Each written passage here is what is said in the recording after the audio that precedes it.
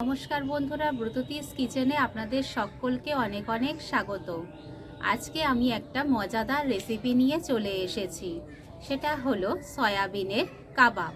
তো চলুন দেখে নেই আমি কিভাবে এই সুন্দর রেসিপিটা তৈরি করলাম। বন্ধুরা, একটাই অনুরোধ, আপনারা কিন্তু ভিডিওটা প্রথম থেকে শেষ অবধি অতি অবশ্যই দেখবেন, তা না হলে আপনারা কিন্তু বুঝতে পারবেন না কিভাবে আমি এটা তৈরি করলাম।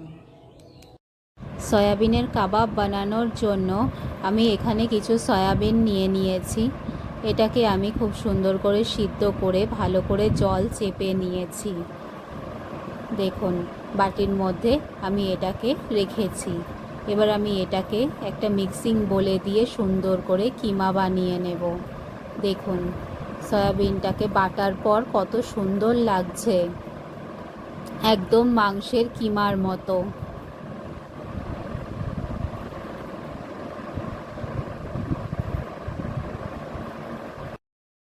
এখানে আমি দুটো পেঁয়াজকে সুন্দর করে কুচি কুচি করে কেটে নিয়েছি। একদম পাতলা পাতলা কুচি কুচি করে কাটতে হবে। এবার একটাকে আমি একটা বাটির মধ্যে রেখে দিয়েছি। এখানে আমি নিয়ে নিয়েছি রসুন কুচি, লঙ্কা কুচি আর লেবু। এগুলো আমি ওই মাখার মধ্যে ব্যবহার করব। এখানে আমি নিয়ে নিয়েছি ভাজা মশলা। এর মধ্যে রয়েছে ধনে, জিরে, শুকনো লঙ্কা ভালো করে ভেজে শুকনো কড়াইয়ের মধ্যে, তারপর আমি এটাকে গুঁড়ো করে নিয়েছি। এখানে আমি নিয়ে নিয়েছি নুন আর চিনি।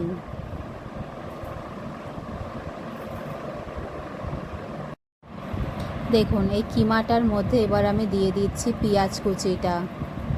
পুরো পেঁয়াজ কুচিটাই আমি এর মধ্যে ব্যবহার করব।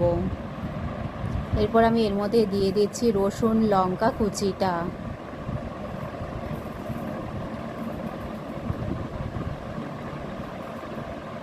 এবার আমি এর মধ্যে দিয়ে দিচ্ছি নুন আর চিনিটা। এগুলো দেওয়া হয়ে গেলে এবার আমি এর মধ্যে দিয়ে দিচ্ছি ভাজা মশলা। ভাজা মশলা দেওয়া হয়ে গেছে। এবার আমি এর মধ্যে সুন্দর করে দিয়ে দেব একটু লেবুর রস। লেবুর রসটা আমি পুরোটাই দেব।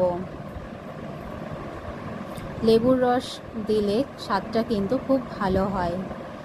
এটাকে আমি সুন্দর করে মেখে নিয়েছি সব কিছু দিয়ে। এর মধ্যে এবার আমি দিয়ে দিচ্ছি অল্প বেসন। বেসনটা বাইন্ডিংয়ের কাজ করে। এছাড়াও আপনারা এর মধ্যে ছাতু দিতে পারেন। এটাকে আমি এবার সুন্দর করে মেখে নিয়েছি। এবার আমি দিয়ে দিচ্ছি অল্প তেল। তেলটা দিয়েও আমি সুন্দর করে এটাকে মেখে নেব। মিশ্রণটা তৈরি করে আমি এখানে এগুলোকে কাবাবের আকারে তৈরি করে নিয়েছি। আপনারা চাইলে অন্য রকম শেপও দিতে পারেন। আমি এখানে গোল গোল করে নিয়েছি। দেখুন কত সুন্দর লাগছে এগুলোকে। এবার আমি এগুলো তেলে ভেজে নেব। এজন্য আমি ফ্রাইং প্যানে তেল গরম হতে দিয়ে দিয়েছি। এবার এগুলোকে এক এক করে আমি কড়াইয়ের মধ্যে দিয়ে দিচ্ছি।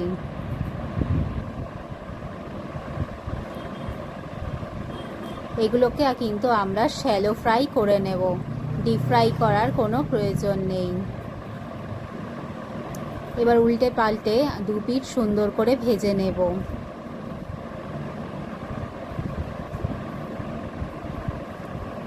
দেখুন অনেকটাই কিন্তু লাল হয়ে এসেছে। এভাবেই কিন্তু উল্টে পাল্টে দু পিঠ সুন্দর করে ভাজবো। দেখুন কাবাব কিন্তু একদম রেডি হয়ে গেছে।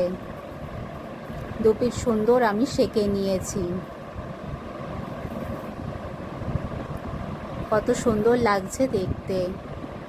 দেখুন আমি কত সহজে তৈরি করে নিলাম এই সয়াবিনের কাবাবটা।